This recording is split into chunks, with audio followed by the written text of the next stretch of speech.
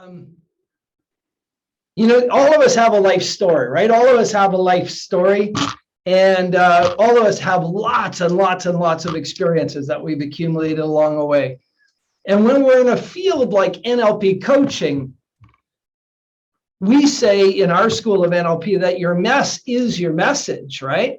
And Janet so eloquently just said, right, from not finishing high school to actually speaking in the plenary at the United Nations, right? That's a journey. And that story has what we will call messes along the way, right, Janet? And it has tenacity in it, and it has triumph in it, right? And so our stories, our own personal journey is really, really important to who we become as coaches. It informs our avatar. It informs how we connect to people. It informs what we're interested in, right? And that's how I arrive at this spot in time, right? My mess and my messes, my undiagnosed PTSD, diagnosed as depression, my fight with Prozac, my denial of using Prozac, the hypnagogic holographic dreams and inability to manage anger, ending up in the loss of a wife and family. That's all part of the message and the journey that gets you to this spot here, right? But the mess isn't enough. The mess isn't enough to become a good coach. And unfortunately, I witnessed some people coaching on their life experience only, right? I witnessed some people coaching on their life experience only. And I read pretty voraciously and I scan even more voraciously. I see a lot of books talking about what's wrong. And even a book 2 years ago, John C. Maxwell put out a book called No Limits. And he eloquently identifies a lot of things that are wrong with people, but doesn't offer very many solutions, right? And so as a coach, I think as a coach, if you're going to be an incredible coach, you need to bear witness to the issues you've gone through, bear witness to other people's issues, and then learn our craft. And when I say our craft, we're in a room full of NLPers here. First and foremost, we're NLPers. And because NLP is based heavily on hypnosis, we're also hypnotherapists or hypnotists. And in our school of NLP, the Tad James silo of NLP, we're also very, very, very adamant users of timeline therapy, right? So that makes us a little unique in the field of NLP, but at the end of the day, we are all NLP people here. So as NLP coaches, we believe that we have to work on our craft, on our skill set. And that's what this is about, right? That's what Abundant Coach is about. This is a place that came out of Tara and I's mess, if you will. Now, Tara and I are really fortunate. We're both NLP people. We're both NLP people. We come to work every day and we coach. And we can commiserate with each other when we're not successful. We can celebrate with each other when we are successful. We can share our aha experiences. I have to keep adjusting the camera here because I'm cutting Tara out of my imagery. That would be bad. And not everybody has that. Like not everybody has like for me, not everybody has a Tara they can talk to at night. That being said, we still realize that in our own journey, through our own training with Tad James and the other trainers we work with, the Andreas group, the trainings are always short and intense. NLP trainings always feel like I've been hit with a fire hose, right? They always, I don't know, always feels like I walked into a wind tunnel. It's like, okay, get ready. There's information coming now. Boom. Okay, there you got it, right? Open up your mind. I'm going to hit you with a nuclear weapon full of new information, and you're going to get it all tonight, right? And so and to be fair, as an NLP trainer, the amount of work that goes into a training, even though I've taught prac, I think 15 times now, every prac course, I have and there's a bunch of NLP trainers on here tonight. There's a ratcheting up before you run a course. There's no way around it, right? Now, teaching online has taken a lot of the pressure about getting the room right, because as an NLP trainer, we spend a lot of time getting the room right and controlling the energy in the room. Now, we don't have to do that because we're not teaching live, but then we have to bring other skills to bear to get the same effect as if we were live in a room. And so the energy required to train, and then the energy required to be in the training mode live for 8 or 9 or 10 hours a day, or for 12 weeks is extraordinary. So we have to be really precise with our training, and that means we can't have the conversations some of you would like to have. I know some of you go away PO'd, right? I had a question, I couldn't answer it, or he answered the question so fast. My wife gets pissed off at me that I answer questions too fast. And everybody who's trained with me know that I talk fast, I move fast, I just fast. I should have been a soccer player for Manchester United, because their motto in their offense is fast forward, right? I could have been, that would have been home for me playing for Manchester United. So when you start to talk to people, you get this feeling that all of us who are in NLP and have made the commitment to be NLP trainers are just hungry for more, right? We're hungry for more, and not more of the Kool-Aid. See, I was going to drop the F-bomb, but I stopped myself. Wow. One drop, one non-drop. They're good. It's 1-1.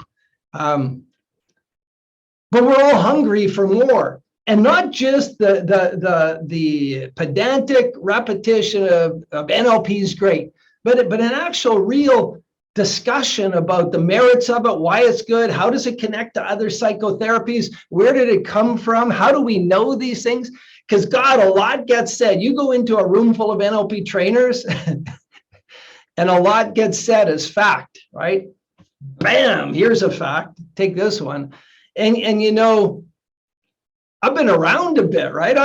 I don't buy in easy. I'm not easily sold. My convincer strategy isn't somebody talking with big words at the front of the room, talking to me and telling me fact. That's not my convincer strategy. It's going to take a long time for that person to convince me that they're right. Janet's been on course with me. She knows that, right? I think the trainer that Janet and I and Larissa trained with would have been quite happy if I signed up and went to a different training half the time, right? Yeah, Janet too. So here we are. So Tara and I said, okay, we have to find a venue. We have to create a place where we can come together with like-minded people and share our passion for NLP with them so that they can grow their practice, so they can be successful coaches. So we can share our gift of living together and being together and sharing ideas. And then Tara and I have 2 different passions around NLP. And I've said this, but we have new people on. So those guys who have heard it, just shut your ears for 30 seconds. Those who haven't, open your ears. Tara is wildly, crazily passionate to learn integrative healing, mind, energy, physical, nutritional healing, right? So she's on a PhD path, and she's integrating everything she knows about NLP into that path, right? So sometime in the next 4 or 5 years, she will be quote unquote a PhD, but I think quote unquote, she will be moving very quickly to being a healer in a healing modality. That's not my passion, that's hers. My passion is to understand why the heck NLP works so well when it works. So I read and I scour and I search, and I'm interested, when I do a swish pattern, why does it work? When I do a like to dislike, who's here from my prac? Who's here from my prac? Carrie didn't give up anything. Rachel, you gave up white and brown black cookies, but you didn't really want to, so you were cheating. Too bad Melissa's not here tonight. She gave up cotton candy that she buys at Shoppers Drug Mart, and she's gone back specifically twice to buy them and cannot. cannot put the cotton candy in her basket. And I want to know why. I don't want to just stand at the front of the room and say, yeah, like to dislikes work. They don't go backwards, right? I want to know why. I want to know why, because when I know why as a coach, guess what that does when I'm with a client? Makes me pretty hard to stop, right? When I know how to do the technique and I see people get results over and over and over again, man, I have a lot of momentum. But when I know why it works when it works, when I know the neuroscience behind why that like to dislike works when it works, now I'm invincible. Now my body armor is 10 times thicker. It doesn't matter how the client morphs or changes or moves. I'm unstoppable and unshakable, right? So again, when you have Tara and I at the front of the room, you have kind of like a yin and yang, right? You've got a highly kinesthetic, auditory, digital, feminine energy healer. And you've got a masculine energy, highly visual, highly analytical, results-orientated, masculine energy torpedo, right? Weapon. So you've got this nice, soft, amorphous knowledge base, and you've got in my teaching, and literally I weaponize NLP to overcome people's limiting beliefs and the things that hold them back, right? And I take great pleasure in almost like a martial artist. I almost approach this like a martial art. I want to be an 8th Dan Shotokan karate NLP guy. That's what I want to be. I want to be I want to be Yoda, right? That's my passion, is to become Yoda with the lightsaber. Well, I don't want to be small and green. Don't quit laughing, Sally. I really don't want to be small and green and spin around, but you know what I mean. You know, okay, I'll be Obi-Wan Kenobi. There you go. I want to be Obi-Wan Kenobi. There you go. I want to be Ewan McGregor. Hey, so what's the Abundant Coach all about? Here's the thing, man. I hear people come on to this evening with us and say things like, I'm not getting enough clients and I don't have enough time. And then when I talk to them privately, they're doing things like, what takes to clear big 5, they'll spend 4 hours or 5 hours with clients clearing 5 emotions. And I'm hard pressed not to say the F-bomb. Clearing a negative emotion is a 12 to 15 minute task. That's what my mentor, Steph, taught me. That's what, when you go on the CDs by Tad, who created the techniques, teaches you. If you're a clinician and clearing a negative emotion is regularly taking you 30 minutes, 40 minutes, 50, you got to call me. You got something stuck in your wheels up here, because it ain't the technique, all right? It is not the technique. Please trust me on that. And we teach what learnings are. Learnings are positive, right? Positive, expressed in the first person, personal for the future. I am loved. I love. I trust. I am strong. Those are learnings. When you start getting in sentences that say, I am loved because, and then some techno-rational bullshit, that is no longer the unconscious mind. You've left the realm. You've come out from underneath the reticular activating system and you're back in their prefrontal cortex. You are not doing the technique anymore. Timeline therapy technique is a technique that has hypnotic language in it that moves us past the reticular activating system that we're going to discuss as we go through the night, and has massive effects. As soon as you start getting into their thinking mind, where they start analyzing that event in the past, and you start writing copious notes, pages and pages and pages of notes, you are no longer doing timeline therapy. You're doing talk therapy, some form of talk therapy. And I don't have a problem with that. If that's what you want to do, go ahead. But you already know what's going to happen. What you could have done in 12 to 15 minutes with timeline therapies now, and 5 times 15 is 75 minutes. You're now into 5 hours. You're now into 300 minutes. Holy phooey over, that's wrong. Okay. So as a clinician sitting here as an NLP trainer, as the person who's certified 90% of the people on this screen, if you're doing that, get in touch with me, get in touch with Tara, get in touch with your peers, say, is this okay? Have I lost the plot somewhere? Did I miss something? Have I slipped into a pattern that's not okay? Do I have a limiting belief about how long it takes to do one of these techniques? Last week, we talked about our own beliefs. Some of you had real transformations last Tuesday night when we talked about your beliefs, about your clients and your abilities. Has anybody had a changed week? Anybody have a different week? Liz, did you have a different week? Yeah, cool. So our ability, when we teach Abundant Coach, we say we have to work on our ability. Hey guys, Bruce Lee, I always mention martial arts, Bruce Lee. I don't fear a man who knows 100 kicks or 1,000 kicks. I fear the man who knows one kick and has practiced it 1,000 times. All right.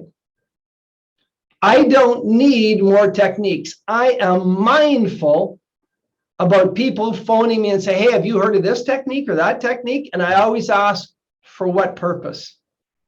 Which of my techniques am I going to replace? Because I'm not adding a bunch more.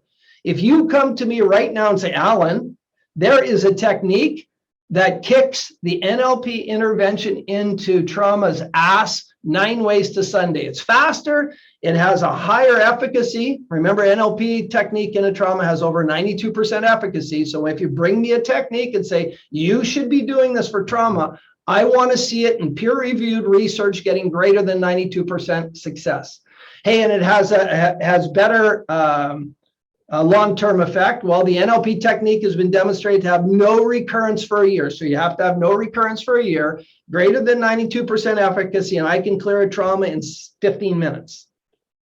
So if you bring a technique, like my friend in Florida is doing that right now. She just got given permission by this really legendary person in trauma research to use a technique that he created. And I said, for what purpose?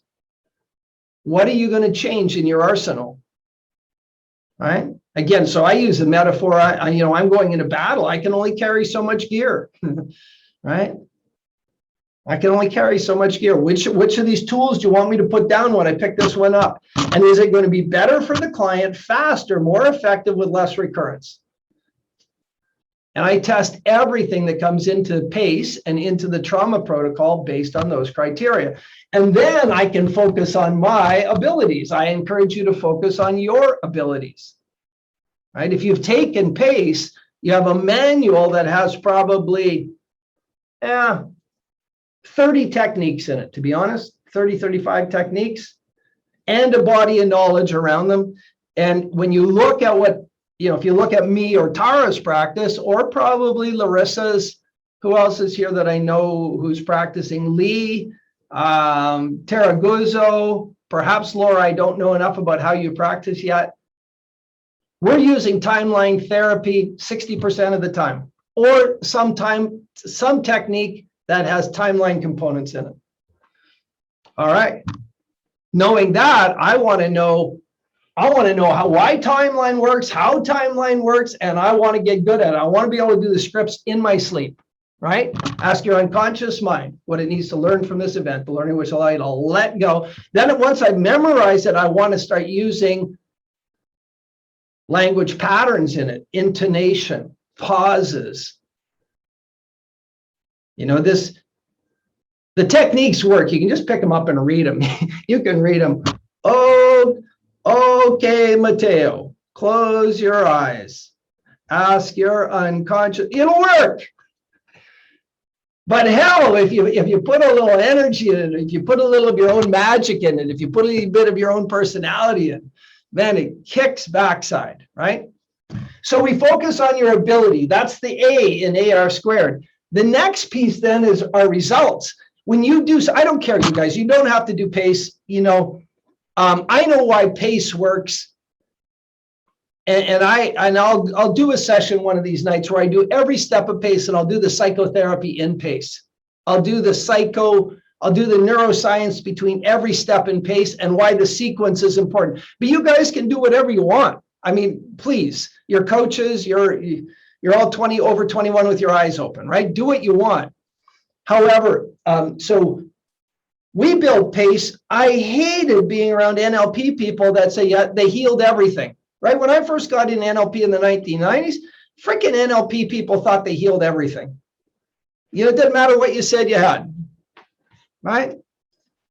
I've got borderline person, no problem, we'll heal that. I've got migraines, no problem, we'll heal that. I've got trauma, no problem, we'll heal that. It wasn't a thing. I've got ADHD, ADD, ABCD, EFG. It didn't matter what you said. They said they could heal it, but they had no way of gathering evidence. And the founders of NLP were adamant we don't need to do research. They did not do research. When my mentor, Frank Bork, when I got heavily involved in trauma, I partnered up with an organization out of New York State headed by Frank Bork, former professor at Cornell, who studied with Bandler and Grinder 40 years ago. And he left the NLP community because Bandler and Grinder were not interested in the academic rigor that he wanted to bring to it. And he went to Cornell University and he wanted to do academic research on some of the NLP techniques, and Cornell University said, we're not interested. So Frank let it go until 9/11 happened. When 9/11 happened, he started healing people using the NLP trauma model, and then he went back to research. And that's why we have the body of research around the NLP trauma intervention, right? But if you talk to Frank, if you talk to, Tad's passed away now, but when I presented to Tad and Adriana, that Tara and I were actually using statistical tools to measure the transformation of our clients from outside of NLP. They hadn't heard of it. They didn't know anybody else doing it. When I was on NLP trainers training, I was one of 60 people on course, 66 people on course. I was the only person who had over 50 clients in the room. Think about that. People getting trained as NLP trainers and they hadn't worked with 50 clients. That's fucking wrong. Second F-bomb of the night. Woohoo. 2-1. Someone keep score, okay? See how I do tonight. Just keep it down until I'm done, okay? Because he's 4. Oh, yeah, I see him again. Sorry about that. Actually, what I said, duck. Quack. We're working rhyming words and we practice rhyming every day. Oh, that rhymes with everything. Yep. All right, where was I going? So if I'm a coach and I want to be successful, me personally, I'm just expressing my stuff, and this is also Tara's stuff. I don't want to say, yeah, my clients are doing really well and not know it some other way, right? How's your clients? Always really good. They're really happy. We don't have happy meters on our foreheads, right? You cannot tell. You need some evidence-based way of knowing you got the results you want. Your clients appreciate it cognitively and unconsciously, especially if you sell the hell out of it at the beginning of the breakthrough. Look, I'm using tools from outside of NLP to measure. This one's from Stanford. It's a prestige university. I'm going to show you, I'm going to do the assessment now, and I'm going to show you the graph when you're done, and you're going to see the change. When you see those graphs change, you feel that change. You live that change. Here's an example of a real client. I do that in the beginning. I set up the expectation of success, that I'll be able to demonstrate the success to them. And it's a tool from Stanford University. And if you're interested in who created it, he was the president of the American Psychological Association. Just Google his name. He's got videos online. All right. So I'm using an assessment by Phil Zimbardo, head of psychology from Stanford University, president of the American Psychological Association, to measure our client success. Now, some of you, Catherine's doing a PhD. She may argue the validity, the veracity of the ZTPI. That's okay. Or for Catherine and Sally, the ZTPI. That's okay. We can argue the veracity of it. That's okay. But it does have a demonstrable way of measuring how people code information. And it has in the book, the PTSD cure, I think it's the time cure. the time cure. It actually compares it to the Beck indexes for depression, anxiety, and other things. And there's just a massive correlation between the survey we use and those recognized in psychology. So why do I tell you all that? So when we get great results and we show the clients the result, plus we do behavioral evidence, plus we do the activity cards, plus we do the daily check-ins. And when I'm doing trauma, I do the trauma assessment from the Veterans Administration, the PSSI-5, not CAPS-5 and not the PCL-5. I do the PSSI-5. So we're getting 5 different forms of evidence that the client made radical changes. We documenting. What does that do for us as coaches? When I have a stack, I was just going through, one client asked me, what are all those booklets on your desk? Those are clients. I'm just going through their successes. I had like 40 of them stacked up. When you do that as a coach, right? When you do that, because the PACE manual is a formal manual, we keep them. When you do that as a coach, what does that do? Toughens up your armor, builds your confidence. When you're more confident, remember, perception is projection. What your client perceives of you is what you're projecting out to them. And then when we get results, the clients feel it. They feel it. They see it. They smell it. Guess who else sees it on them? Their friends, their family. We've had it happen so many times when people are in the middle of especially a 7-day NLP practitioners course. On day 3 or 4, people will be starting to post pictures on Facebook, and their friends will say, hey, are you on a vacation? Did you lose weight? It looks like you got a suntan. Because when we get through the timeline therapy day and people unload all their negative emotions, they look different, right? Your clients look different when you clear their negative emotions. Well, guess what? When you're getting results here, people start asking your clients, what are you doing? So you're changing. What's going on, right? Tamara, like Ashley's face changed. Did it not? She was already young looking. Her complexion cleared right up, and it was like she de-aged 5 years, right? And people noticed it. Well, when people notice it, you get referrals. 2 to 3 per client based on your amazing ability and the results your clients get. And guess what referrals do for you? Other than make you a ton of money, because the most cost-effective client is a referral. The cost of acquisition of a referral is almost 0, right? Every client has an acquisition cost. We're advertising, we're spending time and money on social media. We're scratching our heads late at night, bang. At my age, at 66, I literally bang my face on the wall every time I hear the word social media. I hate the word, right? When somebody told me, hey, there's new social media, it's called TikTok, I literally ran and smashed my face in the wall thinking, oh no, something else I have to learn, right? TikTok, what's next, right? I just got used to Facebook and my son said, hey, Dad, everybody's on Instagram. Oh, fuck. Sorry. And then from Instagram, we went TikTok, right? I'm dreading what's coming next. Somebody tell me, probably something's coming, huh? The next big thing. But guess what? Tara and I don't spend time and money on social media looking for clients. That's how we do it. That's how we do it. And in the beginning, I used to track them, right? We're fortunate enough. If you have a master's degree in anything, you have a master's degree in basket weaving, the master's degree will get you a listing on Psychology Today.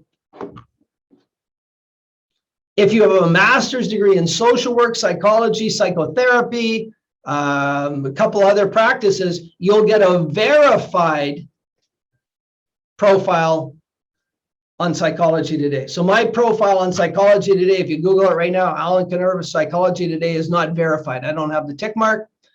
Doesn't slow people down. I probably get 4 or 5 calls a month from Psychology Today. Cost me $34. I don't do anything with it. It just runs, right? Because people Google, right? People Google, I need a trauma therapist. And there I come up on Psychology Today. Psychology Today is what? It's a prestige listing. It's not, but that's how people see it.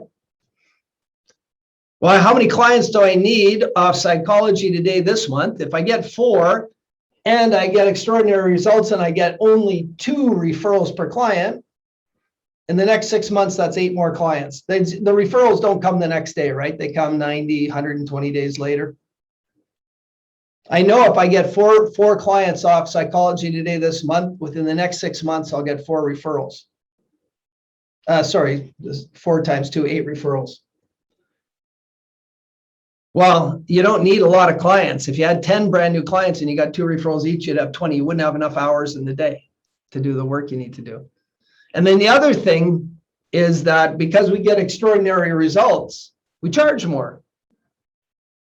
I'm not bragging here, but I'm the highest paid therapist in Guelph, where we live. In the community we live, I'm the highest paid therapist.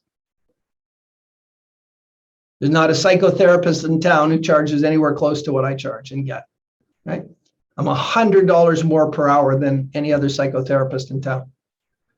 I also overcome trauma, get people back on their feet in 12 hours, and an average psychotherapist would see them 26 to 30 times in a year, so 30 hours. So, you know, at the end of the day, I charge $3,000 and a psychotherapist sees somebody for a year. A CBT therapist sees them for a year, it's $3,000, but they get no results. So I did 12 hours, but I get 92% success rate. So at the end of the day, yeah, the client pays just as much. All right. So that's the abundant coach model.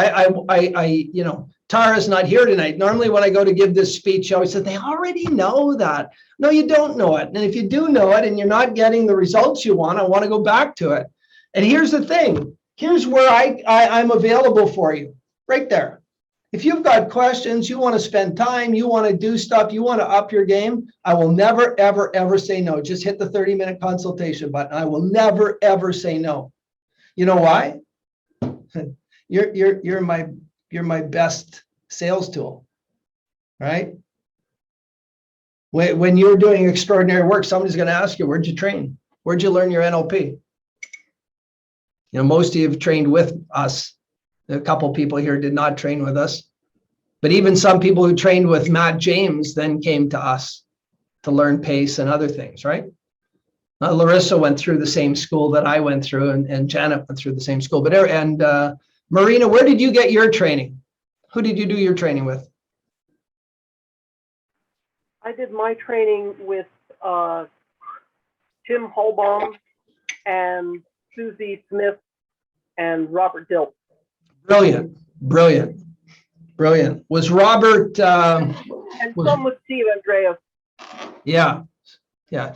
So Marina's, you know, the names Marina just put on the table, Steve Andreas and Robert Dilt. So that's like the 12 disciples, right? There was about 12 people, the first generation of trainees. Tad James was one. And then Tim Holbrook came a little bit later, but yeah, like right now, yeah. Tim is one of the old guard, as is Robert Diltz, Susie Smith. Brilliant. Was Robert Harrison with Tim when you did the training? No. All right, cool. All right, so here we go. So that's the abundant coach model. So tonight, that's not why we're here. You know, I have this crazy hyperactive mind. I always, you know, when I'm thinking, I always imagine what would it be like if this person, and this person met in a coffee shop and had a conversation, right? So Kathy Myers, Kathy's at the top middle of my screen. I don't know where she is in your screen. She owns a coffee shop. I'm intensely envious of Kathy. She owns a coffee shop called Chatty Kathy's, right?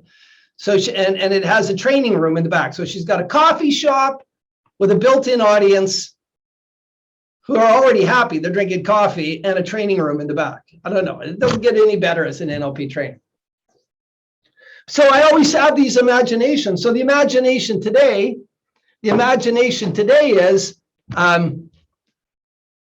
Bruce Lipton. How many people know who Bruce Lipton is? Let's see a show of hands. Does everybody know who Bruce is? Yeah, most of you do. Rachel doesn't. So Bruce Lipton goes into a coffee shop, and Lisa Feldman Barrett's there from Northeastern University.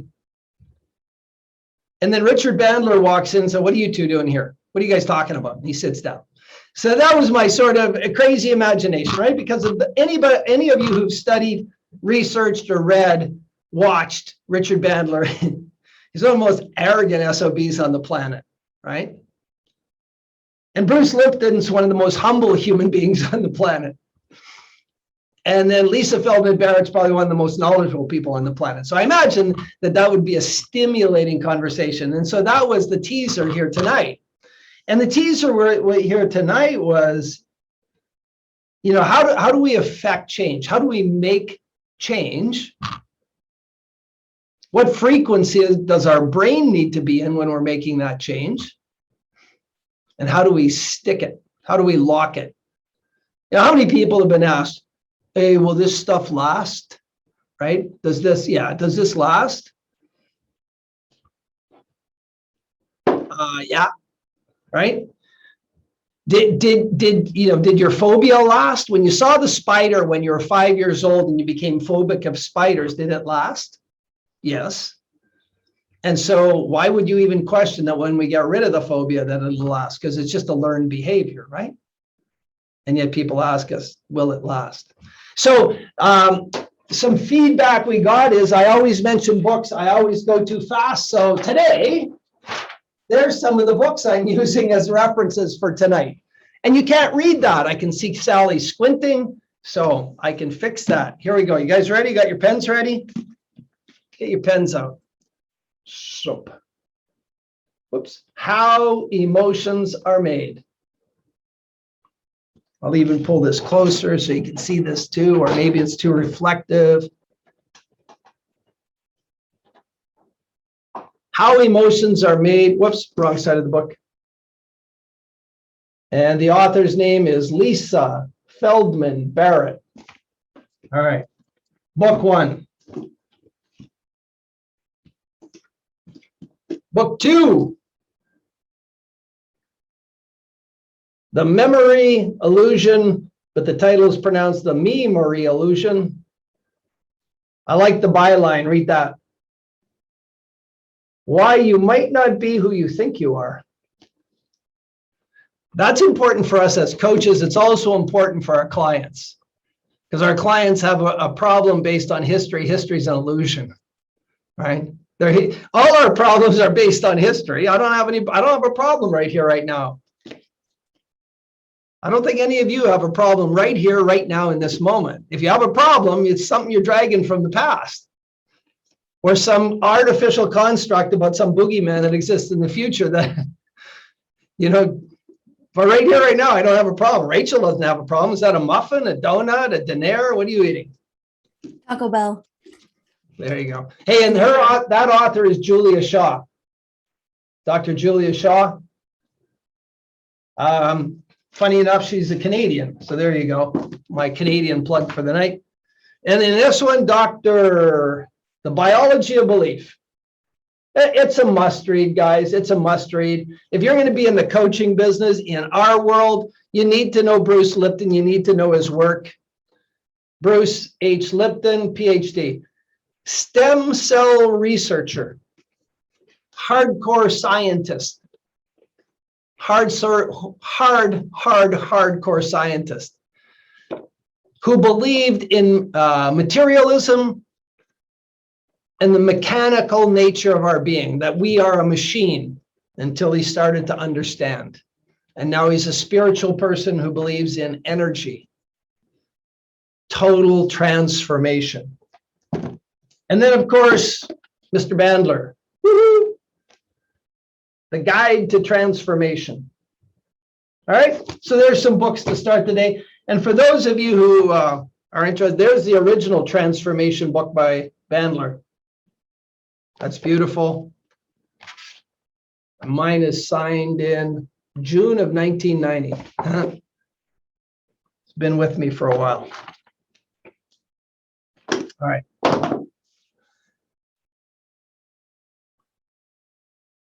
So the three of them are in the coffee shop talking, right? They're at Chatty Cathy's. They're sitting in a booth. Kathy gave them a table over in the corner because sometimes Bandler gets obnoxious and loud. Like all the time, right? Like all the time. I think that Bandler's a really good place. If you want to up your game as an NLP coach, I think Bandler's a really good place to get reacquainted. Because Bandler still practices the fundamentals of NLP as he modeled Pearls, Erickson, and Satir. Submodalities still rule for Richard Bandler.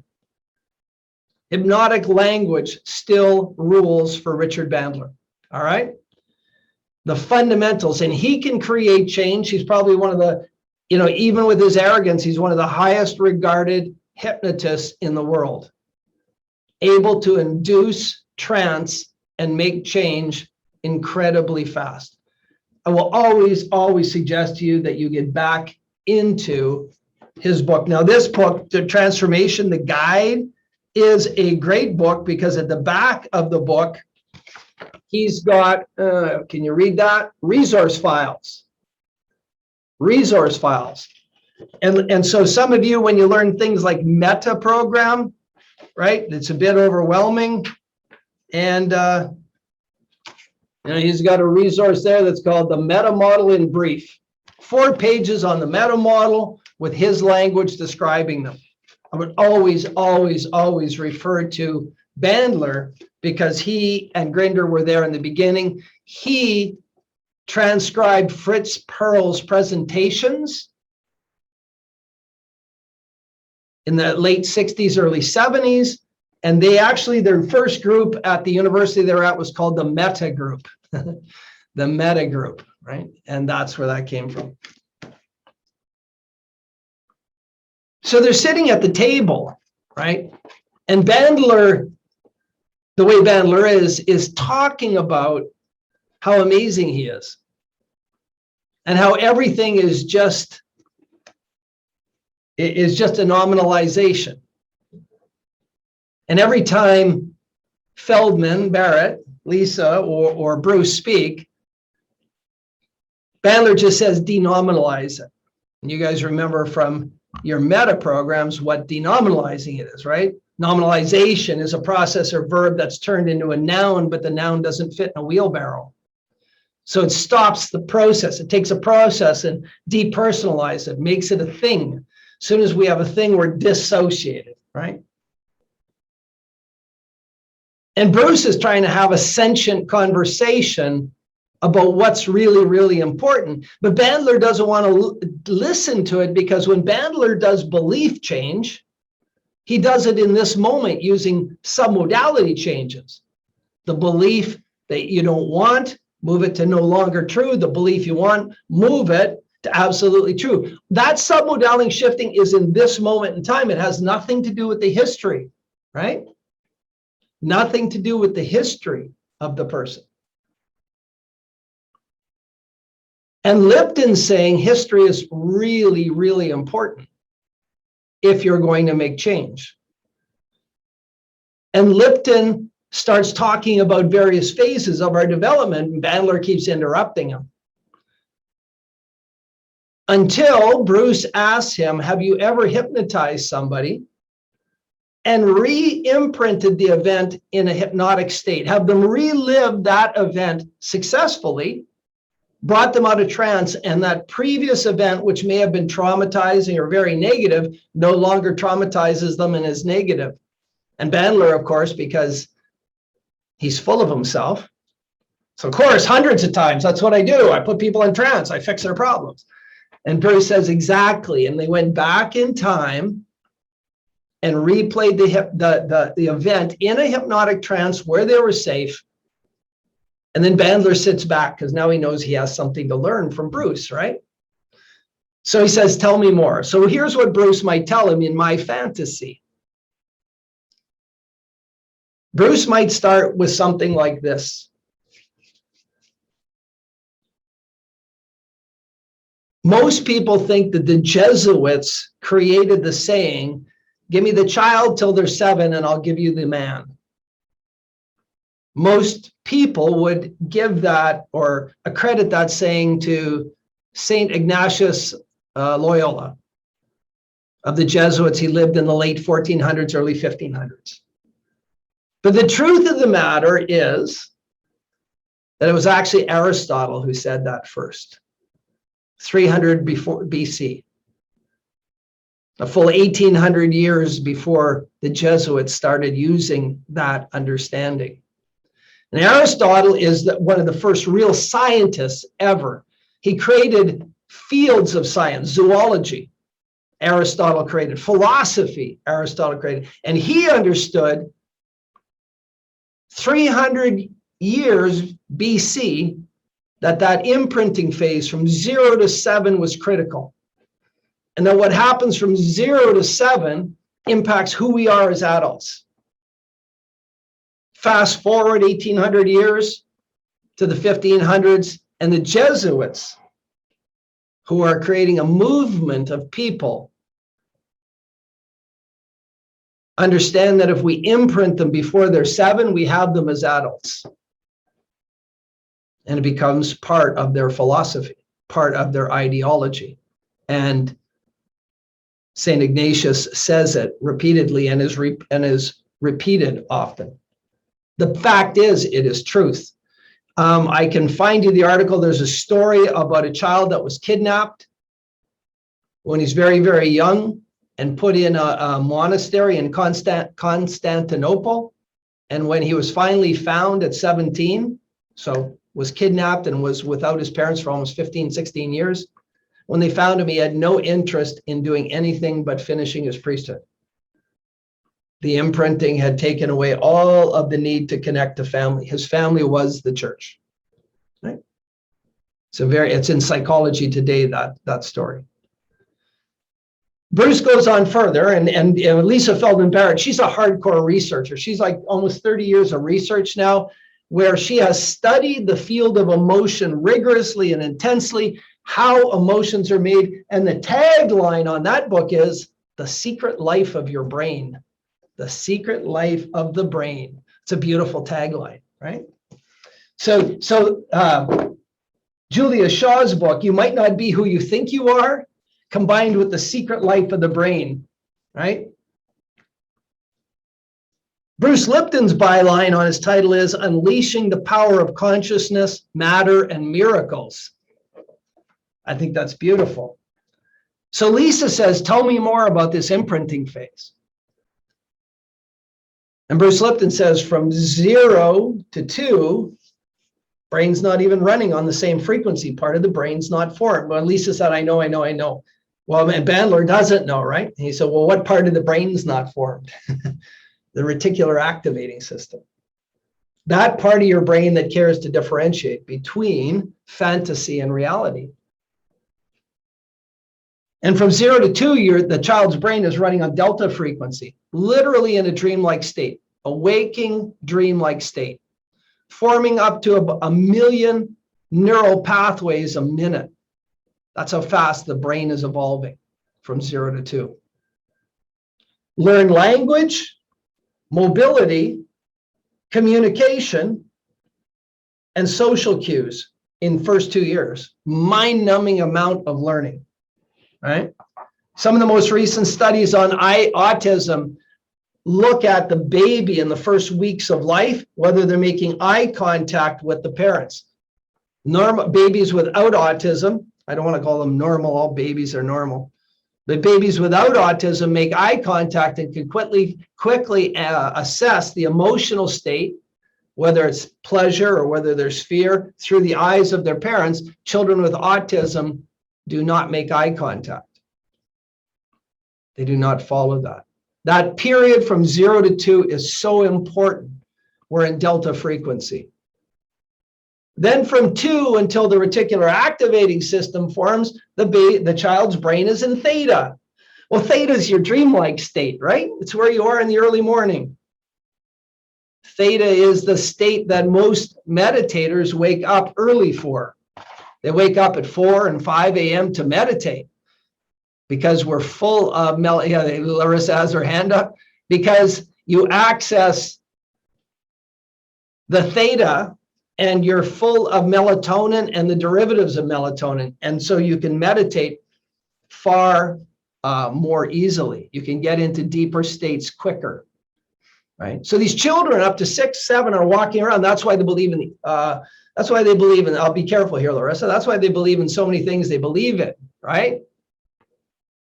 And then around 7, the reticular activating system forms, and they start questioning the things they used to believe in, right? They still like the candies and gifts that came with those old beliefs, but they're starting to question the validity. Like the dimensions of the chimney and the dimensions of the guy in the red suit don't seem to make sense anymore, right? And in that phase, from 8 to about 12 or 14, they're in a frequency called alpha. So delta is a very slow frequency. Theta is a bit faster, alpha is faster. And then at 14, they move into beta, which we're all in here. We're in beta. The irony of somebody who is traumatized is they'll light up in all of those frequencies when they have their traumatic memory, when it's activated. All frequencies light up, which I can talk about at a different time. And then you carry that on into adulthood. So those 3 phases match what we teach in timeline therapy is the imprinting phase, 0 to 7. And this comes from William James as well. The modeling phase, 8 to 14, where people are looking for others with the same beliefs and values that were imprinted in them. And then from 14 to 21, where we go through puberty into adulthood, and we take all that stuff that was imprinted in us before we're 7, modeled till we're 14, and we try it on as adults. And that stuff that works, we hang on to. So the man with anger management who learned bad anger management when he was 2 or 3 or 4 months old, who modeled it from 8 to 12, now goes through puberty. And if he can get away with being an angry train wreck, guess what he is as an adult male? Boom, right? And we think it's just a bad behavior as an adult, but it was actually imprinted in them when we're young. So when Bruce tells that story, Lisa Feldman Barrett's moved, right? Because she has proven in her research that our brain isn't in response all the time. The emotions that we experience are not in response to a stimulus. Our brain cannot cope. We don't have, even with the massive amount of computing power that each of us have on board as individuals, massive amounts of computer power, taking the food we put in our pie hole and turning it into chemicals, individual atoms, reconstructing it to create amino acids, proteins, whatever we need, ATP, ADP, whatever we need to function that thing, growing all our cells, nail cells, skin cells, the 3 layers of us.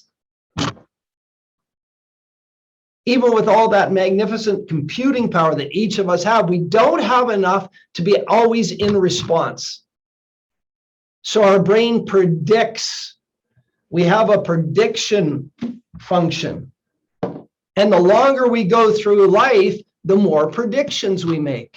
Our brain starts predicting what will happen and predicting how we should respond. It is a natural, evolutionary, adaptive ability that we have.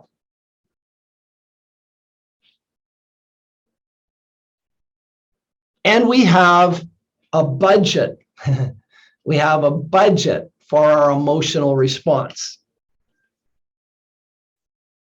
So Lisa Feldman Barrett is interested because if our brain is predicting how we should emote based on history, then where the history occurs, whether it occurs in the first 7 years, 8 to 14, or 14 to 21 is important, is it not? Because if the prediction is coming from something that happened before 7, that was right into the unconscious mind because the reticular activating system wasn't there. And again, sitting in Chatty Cathy, she gets out her napkin and she starts writing notes. She's got 3 phases down. Now, all of us, very few of us deal with children. Most of our clients are adults who come with problems. Some of you may be fortunate you work with children. I know Sally's worked with children most of her career, but for most of us, we're working with, as I lovingly say, broken adults. And so there's Lisa writing these notes feverishly. And again, Bandler, who has literally a photographic memory and teaches it, you go on course with him and he'll tell you to put your pens down, right? Stop writing. Why don't you just stop writing and learn, right? Or you'll say something like, when will you stop letting your writing be a limitation? But she's writing these notes about these various phases, right? And she says this is important because if our brain is predicting how we should emote, then where we learned to emote, the history is important on what phase it is, right? Now, Bandler's interested because he's a hypnosis freak. And he knows that when we move somebody into a hypnotic state, we're moving them out of beta into alpha, light trance, into theta, medium trance, or into delta, deep trance. And he is a master at moving people into the right trance that they need to be in, right? So all of us are so fortunate here, if you know timeline therapy, because we always find a root cause fast. Marina, I don't know in your training how you find root causes from your school, but when I did my traditional NLP training back in 1990, we always did regression. We always started with a recent episode of, say, anger, and then we worked backwards until we found a root cause. In NLP, we have some elegant scripts that get us to root cause in seconds, and they're preloaded with linguistic presuppositions. Excuse me one second. Presuppositions being so important in hypnotic language that by the virtue of even answering the question we use to discover the root cause sounds like this.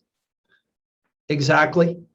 Is it all right with your unconscious mind for you to release, say, anger today, and for you to be aware of it consciously? In that sentence, there are 6 presuppositions. When the client says yes to that, they have agreed to all 6 presuppositions in the sentence, linguistic assumptions.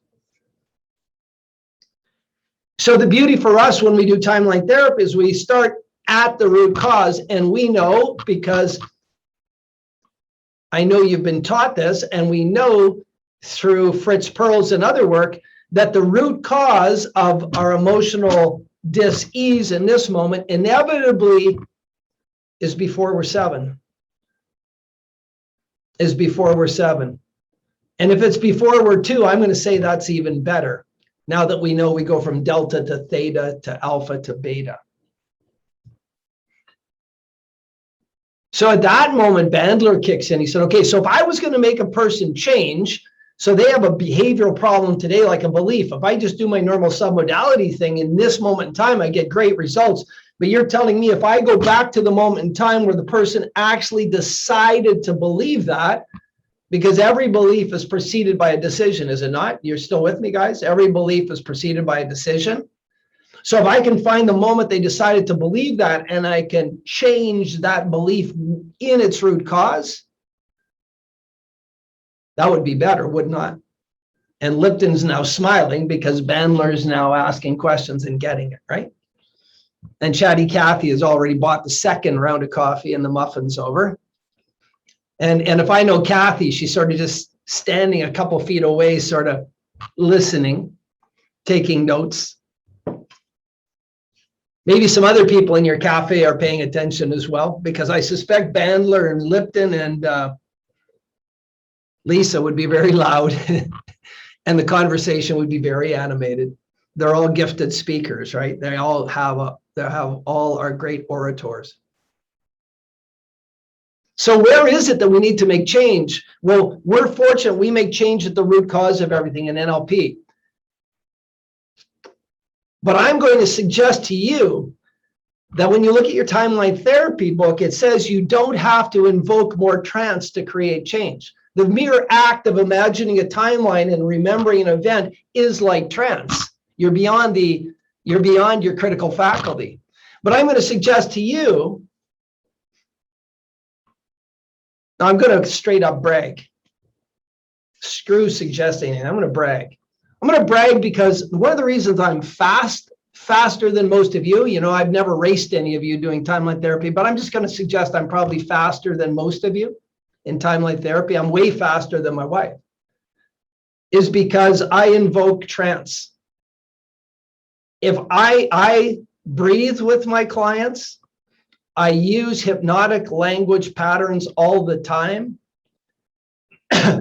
I use Milton language patterns. I catch myself doing them all the time. And those of you who have trained with me start catching me doing them. Sometimes overtly, sometimes by commission, sometimes by omission. If you can get your client, if the root cause is between 3 and 7, wouldn't it be great to get them in theta? Wouldn't it be good just to drop them in a little more than alpha? As soon as you put them in trance, they're going to be in alpha. And that's why when you're clearing a significant emotional event that happens as an adult, how many people have experienced this when you're doing timeline therapy work and the root cause is back before 7, the people seem to be right out of it. Their eyes are closed, they're breathing, they're giving you the learnings. They seem to be in a deeper trance. But when you're clearing a significant emotional event that happens in the 20, they're almost cognitive. Well, that's because the event happened in beta and they're clearing it in beta. Does that make sense to everybody? If you have a learning that happened in theta and you try and clear it with beta, which is what talk therapy tries to do, let's have a conversation about an event that happened to you when you were 3. We're going to use our big brains, our PFCs, our big prefrontal cortex. We're going to have a conversation about an event that happened to you when you were in theta, when you still believed in the boogeyman. And we're going to heal that because I'm going to convince you to behave differently as an adult. I'm picking on CBT. I don't mean to. It was revolutionary in psychology. It has massive benefits. But for creating change fast, I think there's better ways, right? And if you have a client whose root cause is before 2, I am just going to suggest to you that take a moment, have them close their eyes, have them relax all the muscles around their eyes. And with every breath they take, allow them to go a little deeper. Now just trust your unconscious mind, float up above your timeline out into the past, right? Now, Marina, you need to, I shouldn't tell you what you need to do. I would love to spend some time and share timeline therapy with you if you chose to want to learn it sometime in the future now. I'm very, very curious about your approach to timeline therapy. Right on. I really believe in speed. I don't think there's any reason to draw things out or take forever to create change. So what you're talking about fascinates me. So when you do that, when you just allow the client to drop a little deeper, right? And it takes 90 seconds, 120 seconds. And I know everybody on here who I've trained, who was trained through a Tad James school, and even if you're a practitioner, you've all dropped somebody else in a trance using 2 words. That's right. I'm giving a spoiler alert to Carrie and to Rachel here. That's right. 2 words, you put people in trance. Then we learned to put people into a trance using Erickson 1.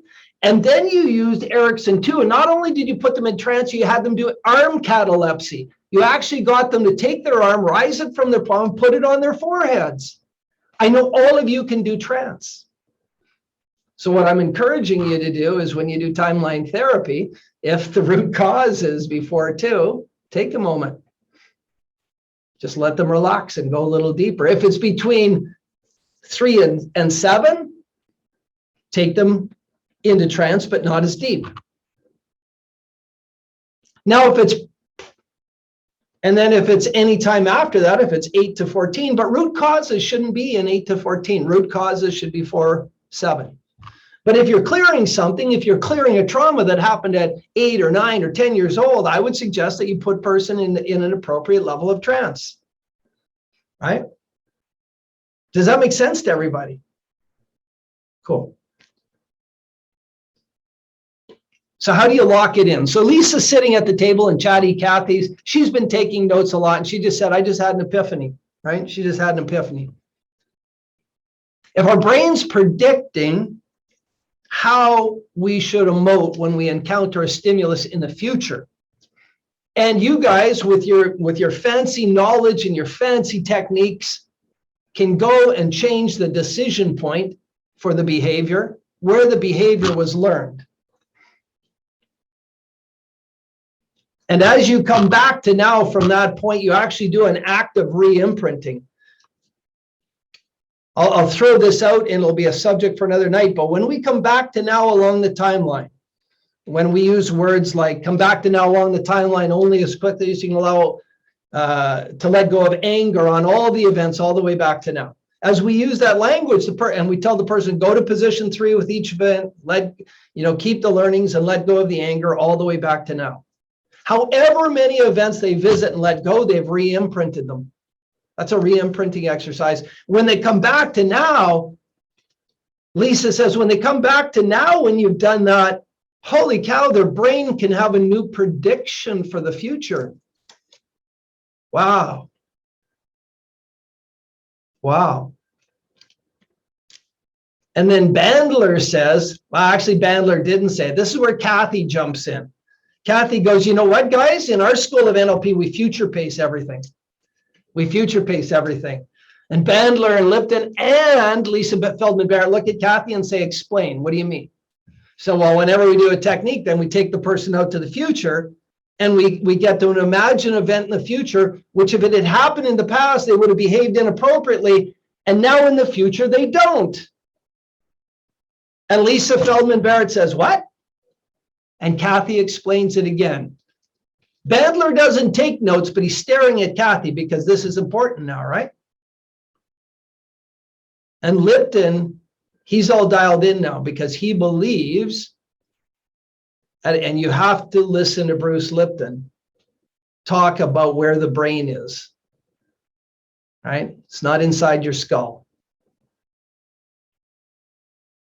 And Kathy has their collective attention. And Lisa says, how many times would you future pace? And because Kathy knows me, she says, we do a future pace lots. We future pace everything and we'll future pace things over and over and over again. And Lisa says, that's really smart because what you're allowing their brain to do is to say, if this happens in the future, I can handle it. If this future happens in the future, I no longer have to be anxious. If this happens in the future, I won't be depressed. If I think about that traumatic event in the future, I won't be traumatized. I won't deregulate. Future pacing is the lock.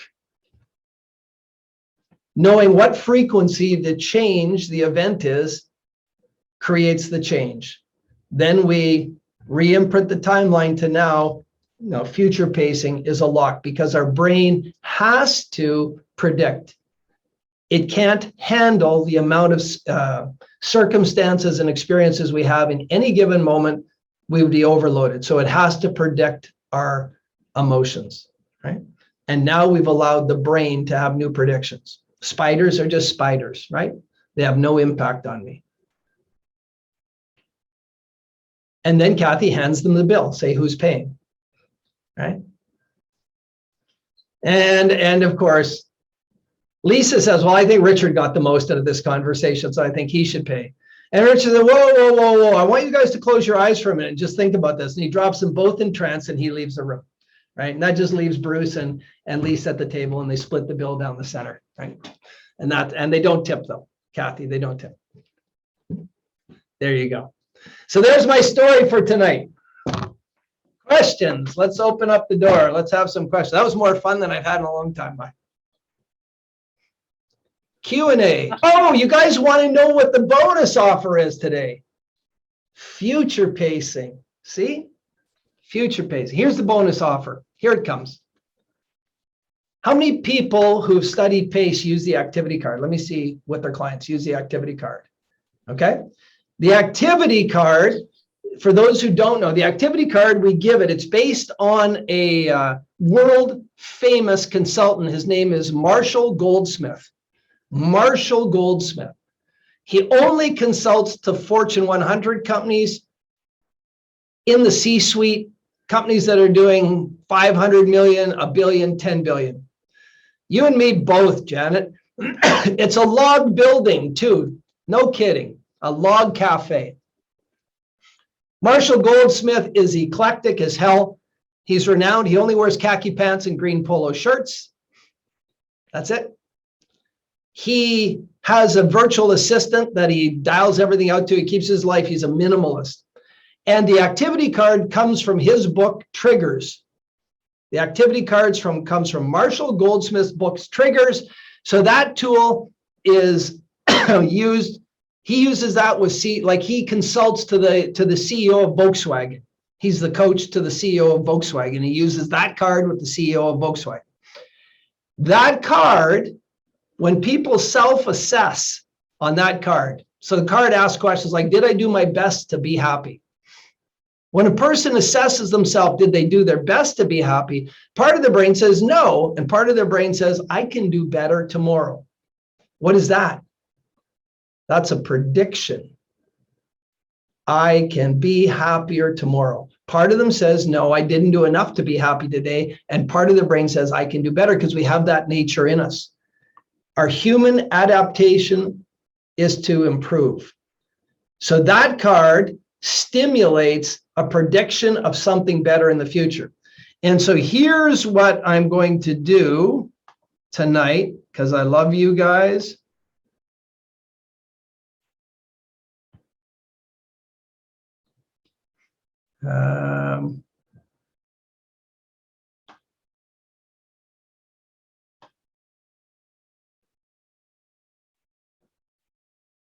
If I could find it.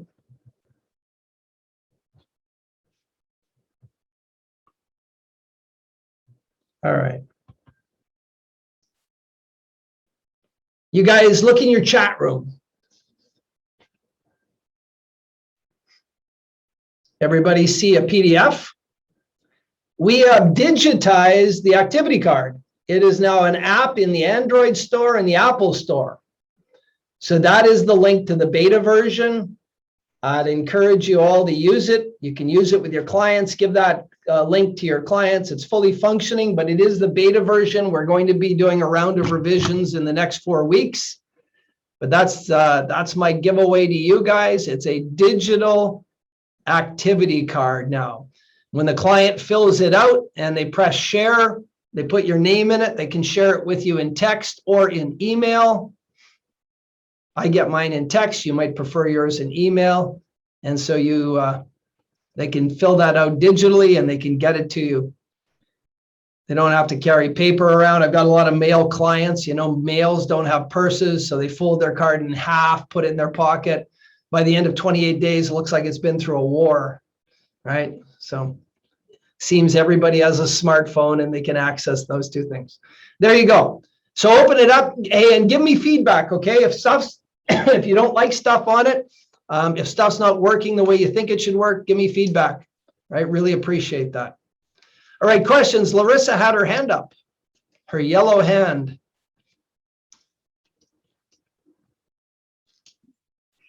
Could we do X's and O's? We can do them again in 2 minutes. Yeah, we can do X's and O's. Let's do X's and O's, everybody. This is what we've done on the call. These are our X's and O's that we've played throughout the call since we started. Wow. Yes, my child really likes playing X's and O's today.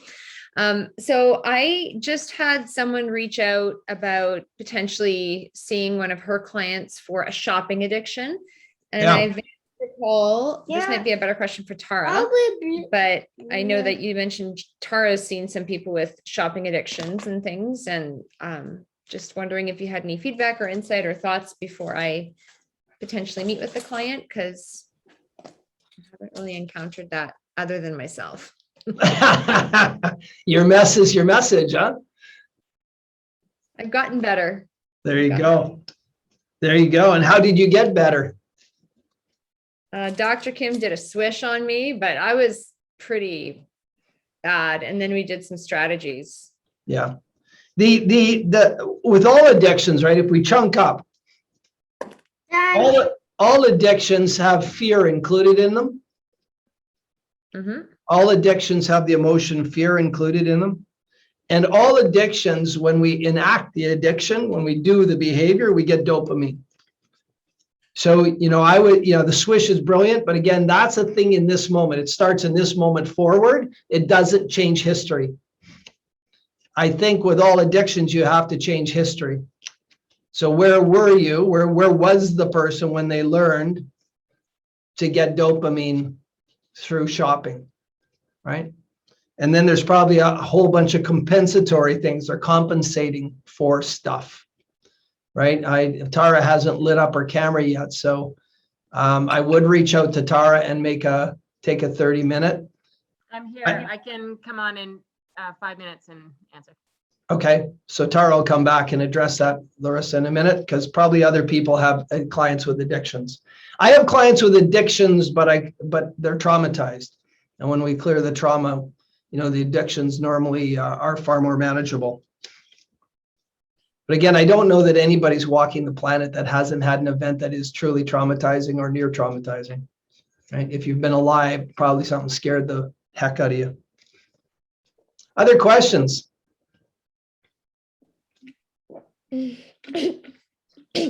Okay, so we're just going to play X's and O's while you guys think of questions, okay? Sally, see that? I have a question that's not related, but related. You muted yourself, Sally. You hit the mute button.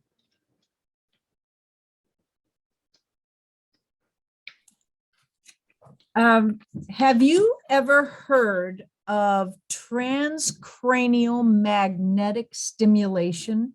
Yes. What is that? I'm talking to a client about the brain and the mind, and she goes, "Oh, I got a better idea. Yeah. I've never heard of that." Yeah. Real? I mean, it's real. I think Tara Guzzo's on with us tonight. She's a naturopathic doctor. It exists more in her realm. Those clinics exist, and there was a real movement in Southern California towards doing transcranial magnetic stimulation for trauma at one point. I won't comment anymore. Tara, are you familiar with it? I've heard of it, but I don't really know anything. There's nothing in my area going on that way. Yeah, I don't. You can Google it really quickly, right? You can Google it really quickly, and yeah, I don't know of any research studies that or anything about it. Okay. Sorry. When I hear the name, anybody ever remember the movie? Do people remember the golfing movie with, oh geez, his name will come to me. Damn, that's horrible when something just disappears. Don Johnson was in it. He was the golf pro, and there was another guy in it. Rennie Russo was in it. And he had lost his groove, so he was trying to get his groove back, and he had all those devices on his head. Rennie Russo had her device on his head. When I hear transcranial magnetic stimulation, that's the image I get in my mind. So that's why I shouldn't make comment. Other questions? No? Okay, back to X's and O's. I have a bunch of questions that are just about specifics on the exam. So I don't know if I can wait till the end. On the which? On the exam? Mhm. All right, yeah, hold them for a minute here. Okay. Right on. Boy, this is a quiet group. Hey, Mira's here tonight. How are you, Mira? She's not quite here tonight. I do have a question. Yeah, go ahead, Rachel. So in the delta, theta, alpha, beta states, are there things that you can see that they're changing into a deeper state, or are there little triggers that you're watching for? I will answer that after week 8 of your course, because you're going to learn that on the Thursday of week 8. Okay, okay. All right. I don't want to spoil it for you. I can ask another question. Cool. I have no shortage of those. I can always come up with them. Right on. So you mentioned the activity card and I like it. I think it's great. And I've got some clients that do really well with it and others that don't. And I know you and Tara have different relationships and perspectives with that activity card. So I guess, what's your take on clients that just don't do or don't want to do the activity card? Mama, I won again. That's why I won again. Woohoo! So many. because you should be patient and you should do it before I do. Okay. I'm making So note. there is a direct, Larissa, there is a direct correlation in my clientele between the completion of the card and the level of success they get. The more rigorously they complete the card, the higher the success. Okay. What it's doing, if you look at the literature on creating habits, most books on habits, The Power of Habits and other, talks about 3 phases. You have to practice 21-day cycles where you learn new habits, then you practice them, then another 21 days, another 21. If you look at the PACE breakthrough, we do most of the work in the first 21 days, 5 2-hour sessions in 21 days. Then we do a 28-day break where they self-assess using the card. Then we do a 1-hour check-in where we adjust, and we do another 28 days. That was built intentionally to meet the cycles of change. We made PACE. I could test everybody on the 5th 2-hour session. They're brilliant. Send them off. But I want them to encounter life because life happens, right? I want stuff of life to happen through those 2 28-day check-in periods for them to actually experience challenges and then to assess themselves, right? To assess themselves. You're absolutely right, Mateo. And then at the end of the 2 28-day cycles, now they know they're more robust, they're more resilient, that they have the capacity to change. I have clients who miss days, skip days, do stuff. Their change isn't as impressive. It's just the way it is. There's just no other way. So I really encourage people to use the card, right? And I'm a person who I tell my clients I want to see it daily. It takes me 4 to 6 minutes. I carry sort of 6 to 8 clients simultaneously. So if I'm looking at their cards for, call it 30 to 60 minutes a day, and I always send a comment back, right? Great card, strong card. Hey, nice recovery. I always put a comment. And if I'm going to put any critique on the card, I use the sandwich approach. You know, I say something good, then I say what I want to say, and then I finish with something good. But yeah, and those people do the best. And I can show you the cards, right? The ones that do every day, because guess what they're doing? They're creating new habits. They're creating new habits. The people who fall off the wagon, who just choose not to do it. And I would suggest that if it happens, so I start using the cards on step 1, between step 1 and step 2. If people don't do the cards then, right, one of the things we say, if you don't do the tasks, we don't do the next step. Well, if one of the tasks are to do the cards, I'm adamant I'm not going to do the next step. If you don't have time, if you don't have 5 minutes to self-assess your progress. Al, can I jump in? Yeah, just 1 sec though, T. So if they're not doing the cards, there's probably a limiting belief stopping them from doing the cards. I shouldn't let them get through step 5 without addressing the fact that they're not doing the cards, Larissa. But that's because I start the cards early. I start on step 1. Go ahead, T.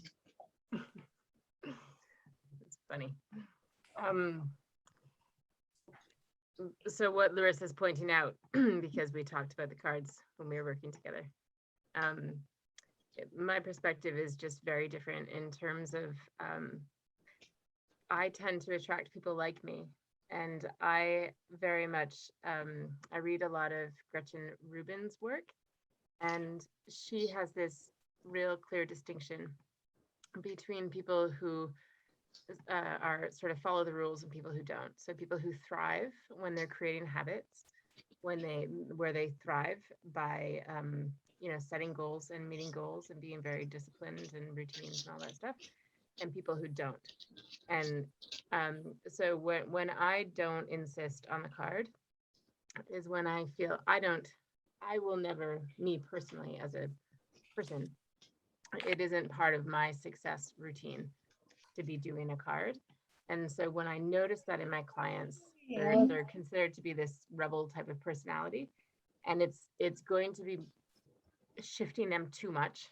Like it's going to be taking them too far away from their personality to have this thing that they do disciplined every single day, the same way, the same thing. And so I avoid it with those people. It's a small percentage of people. I would say it's like 10-15% of people where it's going to, in my assessment, it will be discouraging for them to do it. And so for those people, I make sure that I don't make it a priority and set up other ways of, making sure that we're checking in. So that's the reason. Yeah, and I would suggest for those people that they don't eat for a couple days and don't go to the bathroom, right? Because they eat, they wake up, they go to the bathroom, they do all sorts of things at the same time every day. And if Gretchen Rubin was here, I would challenge her. Are we talking about a learned behavior, or did they come out of the womb rebels? Right? So yeah, Tara and I do have different beliefs, and I'm harder ass than she is, right? And I'm working with clients who are seriously messed up with trauma. I don't work with people who are making some improvements in their life. I'm not working with people I'm working with people who are stuck. So we have different philosophies there. You ready to play X's and O's? I was born ready, dude. Tara needs to share something about shopping. Do you love to shop? Mhm. Mm-hmm. Be honest. Do you love to shop? These days. Yeah. Why don't Jenna? Why don't you ask your question and then Larissa come back? Thanks. I just wanted to bring up something that I think is the difference with yourself and with Alan. And I don't know you, but with Alan, that militant training that we've gone through, the lifestyle that we've lived for so many years. If you don't come hard on them, they won't do it, because that's the training. It's just like you and I can probably both know when somebody's BSing us in that field, because there's a radar that goes off, and we had to know that to survive what we did.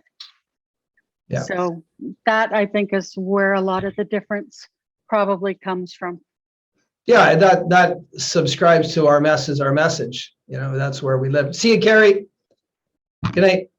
Yeah, it's a great point. It's a great point. So Tara, I'll answer your question, Larissa. Prior to COVID, Tara wouldn't go shopping to save her life normally. Now, Tara, do you like shopping? Yes or no? Like, you mean actually going out of the house to go shopping? Well, nobody does that. So do you like shopping now? Yes or no? When you sit in your chair with your little. Yeah. Because seriously, Tara would never go buy clothes. She would never go out shopping to a shopping mall ever. But our new world. Okay, Larissa, I was sort of listening, but I also had a few children in my ears. So tell me again what you're. Yeah, one of my natural. Mama, if you want me to win, Okay, thank you. Here, I'll be one of my naturopath friends, she just messaged me and she's like, I have a client who's got a shopping addiction. Could you do some hypno with her? I'm like, send her over, I'll talk to her. Because clearly there's more to it. So I'm just wondering what your experiences have been with people that have had shopping addictions and what you've done with them. Yeah. And what I should I mean, it's come up quite a bit because it is, it's pretty relevant today, right? There's two things that have come up quite a bit, and it's shopping, it's online shopping, and it's scrolling, right? I've got a lot of clients who are really finding that their phone is becoming such an addiction to them. So in terms of, like, I don't know, new types of addictions, I don't know that it's, you know, I don't know addiction well enough. Neither does Ellen. We don't work. We're not addiction experts or specialists or anything, and so we don't have that expertise to be able to contrast, you know, whether or not we're dealing with a true addictive behavior. My sense is probably that if someone actually was truly like addicted to shopping in the way where, you know, the qualifiers always are like, is it negatively affecting your life in a way where it's compromising your well-being, right? That's how it's sort of the difference between whether something is just like a big old habit. So, you know, I've had lots of success with people who are shopping too much, just by changing the strategy. So just simply, you know, acknowledging that there is a dopamine hit that happens, and that there's a false strategy, and usually it's missing the AD. So usually what's happening is you have a visual, you have an auditory, you have a kinesthetic, and then you have the behavior. And without an AD in there, you're unlikely to stop the strategy. So I normally install an AD in there, and often the AD is going to be something like, I had a woman who would say, do I want this? So she would, you know, look at it, she would like it, she would say, do I want this? If the answer was yes, she would buy it. It's not a particularly effective strategy when you're, you know, being bombarded with 75,000 things a day that you like, right? And so we changed the do you need it and added the do I need this? And then she set up for herself a certain number of things that she was able to get. So she had like three things a week that she could purchase that she answered no to. So it still required discipline on her part, but because we shifted all the IRs, we associated this question, do I need this? And she would know that she had like 3 that week that she could buy, and she had some sort of reasonable, you know, budget set up. So she wouldn't want to waste it, right? So if the question was, yes, I need it, she would buy it, or she'd figure out how to buy it. If the question was no, that for her was really, really successful. Hey, Tara, do you have a remote? Do you have a microphone plugged into your computer? No. Whatever you're talking to is very, very low, and when you move, you fade. I don't have another mic right now. Okay. Anyway, that's what I would say is just in terms of definitely look at the strategy and then change the IRs. So go inside and actually you've got to find out what the internal representations are, right? So get an image of her when she is shopping. Get an image of her doing something where she's proud of herself for staying in control or having any sort of positive constraint on her behavior. Merge those IRs. I would definitely do submodality shifts around that. I don't think you're going to get it with a belief. You know, like I just don't think it's not structured that way. When somebody is really addicted in that way, it's different. Again, you know, you have to really differentiate between a habit and an addiction. Let's go jump. But you're unlikely to get it with a belief. I came here for glue. It's much more likely to be something you have to strategy with IRs. Potentially a core transformation, right? The part that wants Making a you can't say Okay. no. Mine is 2-part core transformation. it might be But little. I don't know, Larissa. I would just talk to her, and I think that your intuition on what's driving it, what's going on there, Oh. You 'cause can undoubtedly it'll just be the joy of it, right? Okay. Can you grab a mic, T? Or turn up your microphone on your settings? Just go into your settings. Other questions? Does somebody else have another question? Quiet came over the room again. Time to play X and O's. Okay, is that better? Way better. Oh. Okay, so submodalities and IRs. Strategies, IRs, anything that is structural. You just got to move stuff around and then you got to come up with a new strategy. Strategies are great, right? I mean, new strategies, installing new strategies for people is so effective, especially when you know that you have strong IRs driving those strategies. You'll get really good traction on stuff like that. And like I say, addictions don't come off well on with a belief. You're not going to go like, when did I decide that I have to shop, and find a belief that's going to stop the behavior. It's too behavior driven. It's too chemical driven. It's just not going to happen that way. Remember to cascade, or remember to sequence the NLP techniques. So once you do the strategy change, then use a swish after that. Don't use the swish as the prime mode of change. Use it to lock in the change. And then you want to have a really positive belief, right? So connect a really positive belief. So I wouldn't use a limiting decision to get rid of any, like to try and release or get rid of anything, but you do want a really positive belief about how good it feels to know that you have, you go to bed at night knowing that you have whatever the incentive not to shop is, and really reinforce that positive belief that is possible every single day. And because you've been to Chatty Cathy's tonight, you know the value of future pacing.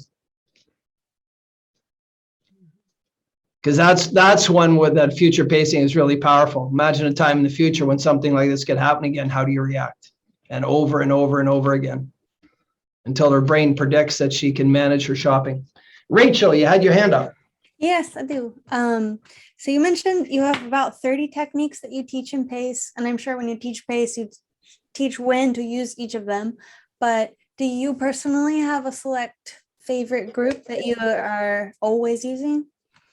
Well, the way PACE is structured is in the 5 2-hour sessions, you're going to use very specific techniques in a sequence, and they're all oriented.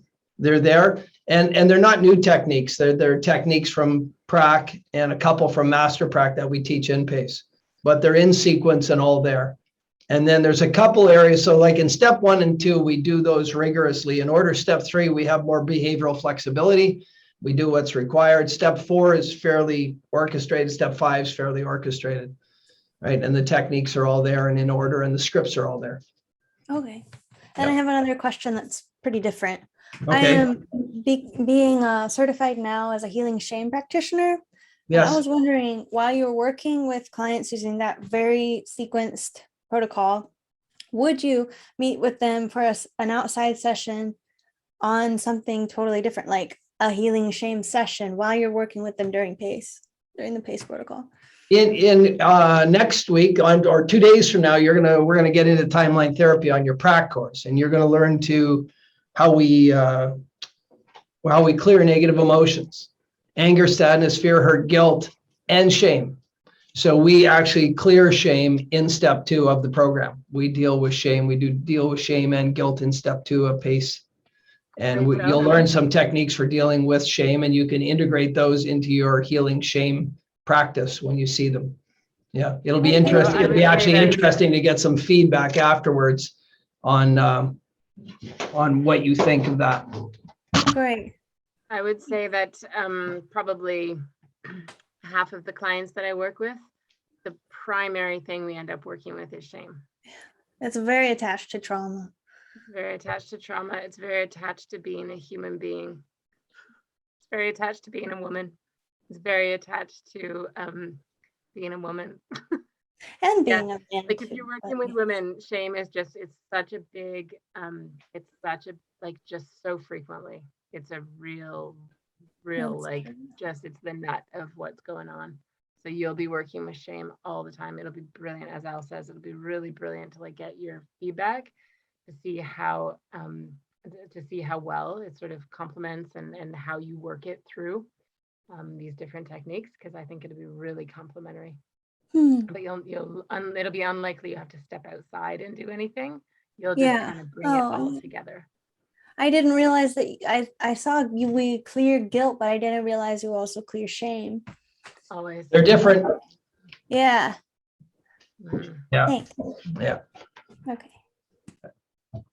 Cool. Good question. Yeah, when you have outside skills like that, when we're teaching NLP or timeline therapy, we ask that we leave all the other stuff we know at the door. So we learn these techniques purely, but then right after that, we say, okay, all of us have gifts, right? All of us have a body of knowledge, a body of skills. So now we have to take what we've learned newly and integrate it with what we want to do. And again, I said at the outset tonight, my criteria for bringing new techniques into my realm, I'm just only talking about me, is, will it make the client's experience better? Will it make me more effective? And will it be less intrusive on the client? If it does those, I'll embrace lots. And we have, Tara and I brought lots of different things from lots of different areas in and out of our practice, tested them for a while and asked the question, did this make it better? If it made it better, it stayed. If it didn't, it left. Really simple, pretty pragmatic, right? Yeah, one of our close friends, when she learned NLP, her and I were going for lunch. We were walking across a crosswalk. I remember this, and we were standing waiting for the light to change. And she said, "Alan, I don't know." She said, "I've been doing my counseling service for 25 years now." And she said, "I don't know whether to do," she was doing CBT. I don't know whether to do CBT or NLP with my clients. I said, "Well, it's really easy for me." I said, next 10 clients, all the odd number ones, 1, 3, 5, 7, 9, do NLP. On the even number ones, 2, 4, 6, 8, and 10, do CBT, and then just measure the results. And we got halfway across the crosswalk, and she stopped dead in her tracks. Said, "I already know what I'm going to do." So it was that easy. And she when you talk to her, right, she has 25 years of doing cognitive behavioral therapy. So she has all the gifts of connecting with people and conversing with them and moving with them. And then she just brought her NLP skills in and wove them in to create change faster, right? Beautiful, absolutely beautiful. Yeah, Sally, you were counseling for how many years, right? 10, 12? 30.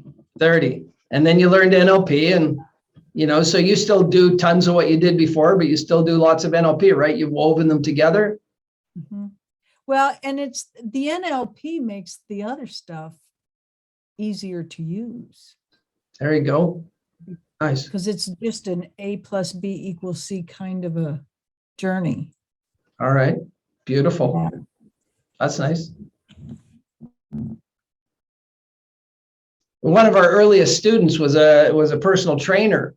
And, so she knew about nutrition, she knew about exercise, she knew about physiology, but her clients weren't getting results. And this speaks to what Sally just said. She learned NLP, and then she was clearing limiting beliefs while she was working with people doing their fitness. She was clearing their guilt, clearing their shame, and their fitness and their improvement just skyrocketed. And of course, her personal training business grew as well. So much of what we need to change is in our head, not anywhere else. Alan, the activity card that you were talking about earlier, one of the clients that I was working with, she has done such really good work. We got to the activity card and she started working with that. She has 3 young children. She took it home as she was changing her behaviors. She's working with her kids in changing their behaviors, and it's working. Next thing you know, she'll be changing her husband. Then we'll be complete. That's beautiful. That's beautiful. Yeah. Tara had a client who was doing her cards, right? And then I forget how long after it was, things started between her and her husband. There was tension, and her husband said, "Are you still doing your cards?"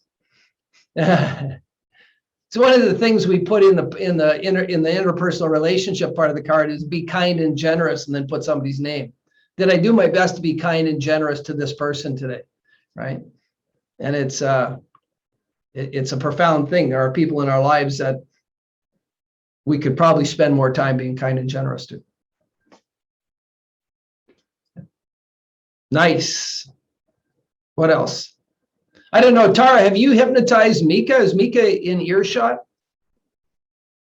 Our 9-year-old son, I come home now, and all of a sudden I come home and my 9-year-old, while walking the house, he said, "Dad, how was your day? Did you have a good day today, Dad?" My 9-year-old catches me right off guard. Catching me right off guard. Rachel. Yeah, if anyone else has a question, interrupt me. But Yeah.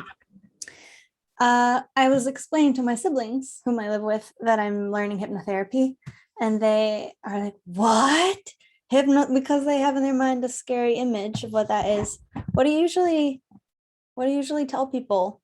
How do you describe it?" Well, what I tell them, have you ever driven anywhere and then not remembered part of the drive? You were in trance. Yeah. Have you ever watched a movie on a flat screen 2 dimensionals and felt emotions, you were in trance. Did you like it? Do you like watching movies?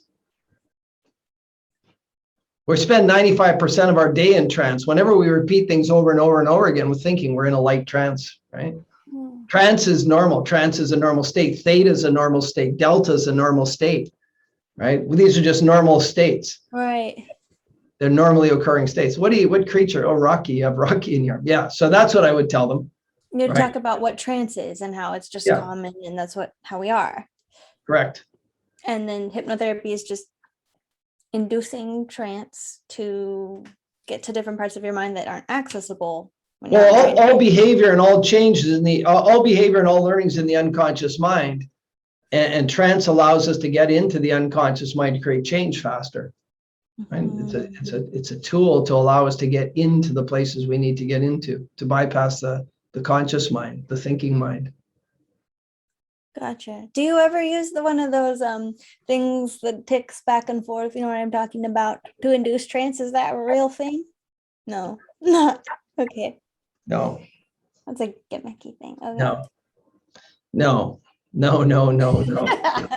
Okay, got it. No, and you know, it is when Janet and I were on course together, there was a dentist on course with us who went on to do trainer's training and hypnosis trainer's training.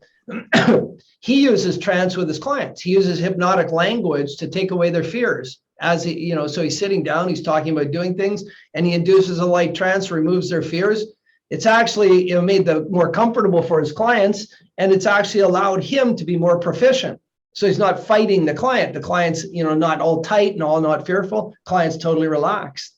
So we had a medical professional in our class. You take that and use it. He owns 11 dentistry practices. He teaches other people to do what he does now, right? So, and in fact, when you learn hypnosis, there was a period, Esdale was in India and he was using hypnosis to do surgery. Unfortunately, in England at the same time, they discovered anesthesiology.